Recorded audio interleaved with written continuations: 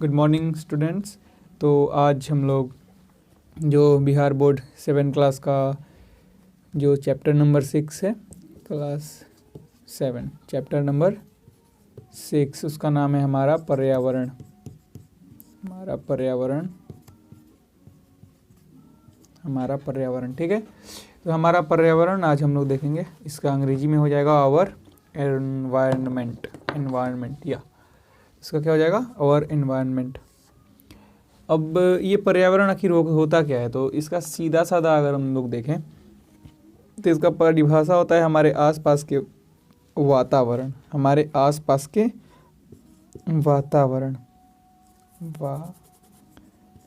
वातावरण ये वातावरण का अर्थ होता है एकदम सीधा साधा होता है, जैसे कि हमारे आसपास जो भी चीज़ है वो सब वातावरण में ही आ जाएगा। जैसे कि अगर प्राकृतिक देखें तो नदी, मिट्टी, जल, हवा, धूप, ये सब प्रकृति हो गया। और मानव निर्मित देखें तो घर, कार, ट्रक और बहुत सी वस्तुएं, तो ये सब क्या हो गया वातावरण। तो हम मनुष्य किसी न किसी वातावरण के पास हमेशा रहते हैं, चाहे वो कैसे भी वातावरण के पास हम लोग हमेशा निवास करते हैं, ठीक है। तो ये हो गया हमारा वातावरण। अब देखें हम लोग ध्यान से, तो हमारा जो पर्यावरण है, पर्यावरण हमारे जो पूरा विश्व है उसमें, विश्व क्या बोले इसको, पूरी दुनिया बोल देते हैं। पृथ्वी पर कितना पाया जाता है ऑक्सीजन कितना पाया जाता है, ऑक्सीजन 20.88 और नाइट्रोजन सबसे ज़्यादा कितना पाया जाता है, नाइट्रोजन 72% या 78%, ऐसे ही कुछ 72 नहीं तो 78 होगा, मुझे कन्फ्यूजन है तो उसको रहने देते हैं अभी। तो मैं आपको क्या समझाने की कोशिश कर रहा हूँ कि हमारा पर्यावरण जो है वो हमारे आसपास ही होता है। और इसका सीधा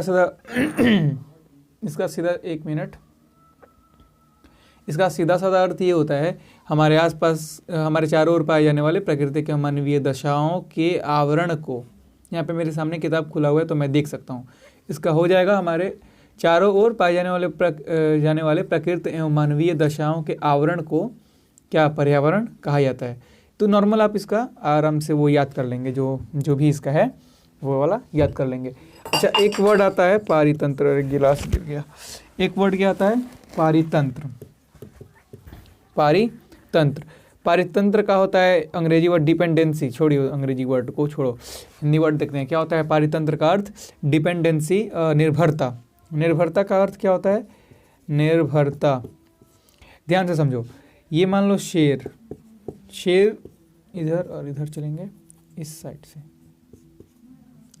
शेर जो है वो इस साइड चलते हैं। हाँ, शेर जो है वो हिरण को खाएगा और हिरण जो है वो घास को खाएगा, ठीक है। ये हो गया आपका शेर का जो डिपेंडेंसी, निर्भरता है वो। अब हम आ जाते हैं किस पे, कुछ शाकाहारी पे चलते हैं। जैसे हाथी किसको खाएगा, पत्ते को। तो ये इसके जो है निर्भरता है। ध्यान से देखेंगे तो ये इस पे निर्भर है और ये इस पे निर्भर है, तो इसी निर्भरता को कहते हैं पारितंत्र। हर एक जानवर का एक अपना पारितंत्र होता है, मनुष्य का भी है। अनाज का अलग, फिर से जानवरों का अलग, चिकन मटन सब मनुष्य खाता है, फिर आगे चिकन मटन जो है वो आगे खाता है। तो ये सब चलते रहता है, ठीक है। तो इसमें ज़्यादा आपको कंफ्यूज नहीं होना है। आगे पारितंत्र समझ में आ गया।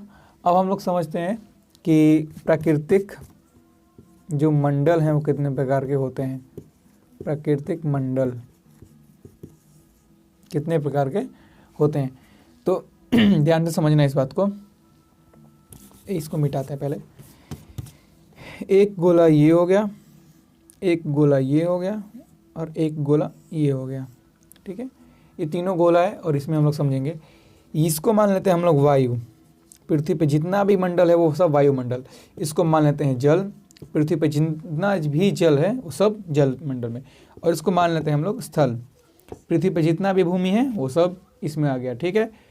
अब ध्यान से देखोगे तो थोड़ा थोड़ा सब में से लेकर हम लोग एक और मंडल का निर्माण करते हैं जिसका नाम है सजीव मंडल।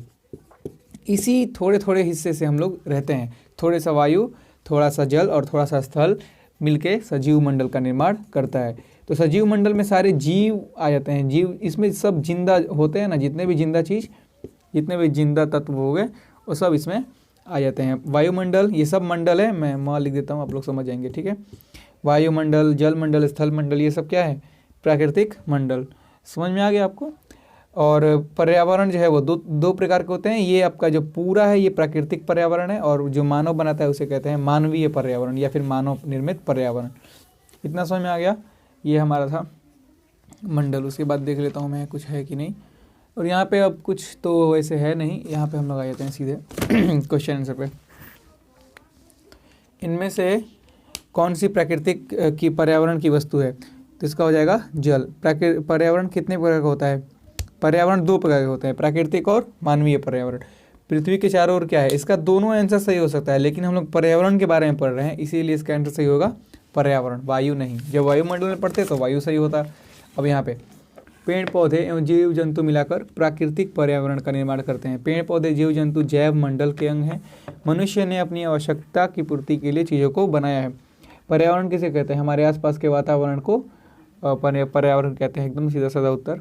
कितने प्रकार के होते हैं, दो प्रकार के होते हैं। वर्णन कर देंगे आप लोग। स्थल मंडल, जल मंडल, वायुमंडल किसे कहते हैं, वर्णन कर देंगे आपको। हाँ, एक सांस्कृतिक पर्यावरण था, तो सांस्कृतिक पर्यावरण समझते हैं। देखिए कैसे होता है, हमारे जो माता पिता होते हैं, ठीक है, वो आपको बचपन से ही सिखाए हैं कि माता पिता बचपन से ही सिखाते हैं कि बड़ों का आदर करना चाहिए। हम लोग शोक में शांत रहते हैं और खुशी में खूब हम लोग खुश रहते हैं या फिर अच्छे होते हैं।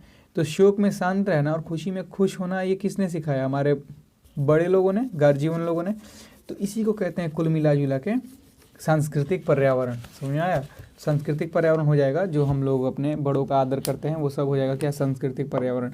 मानव निर्मित पर्यावरण के कारण प्राकृतिक पर्यावरण को नुकसान पहुंचा है। हाँ बिल्कुल, मानव निर्मित पर्यावरण के कारण प्राकृतिक पर्यावरण को नुकसान पहुंचा है, क्योंकि आप लोग देख रहे होंगे ये बगल में जो यहाँ पे फोटो है ये मानव निर्मित पर्यावरण का है, और देखिए कैसे धुआं निकल रहा है। तो यहाँ पे ये वाला क्वेश्चन हो जाएगा इसका कि हाँ पहुँच रहा है। अब कैसे, वो आप लोग लिखेंगे। किन घटनाओं से सांस्कृतिक पर्यावरण को क्षति पहुंची है। सांस्कृतिक पर्यावरण के मतलब क्षति पहुंचने का अर्थ है कि जो आदर्श सद्भाव आज से 100 साल पहले होता था अब वो नहीं है, तो वो आप लोग खुद से उसका सोच के एक बढ़िया से लिख लेंगे। आपके आसपास कौन सा पारितंत्र है, कोई भी एक जानवर, कोई भी एक व्यक्ति का आप पारितंत्र यहाँ पे दिखा सकते हैं। पारितंत्र मतलब निर्भरता एक दूसरे पे।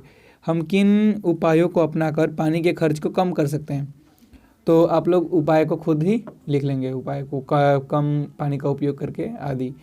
पर्यावरण को नुकसान पहुंचा कर हम अपना जीवन संकट में डाल रहे हैं। हाँ बिल्कुल जीवन संकट में डाल रहे हैं, क्योंकि पर्यावरण का भी एक जो है बैलेंस करने का क्षमता है, और एक समय के बाद पर्यावरण भी अनबैलेंस हो सकता है।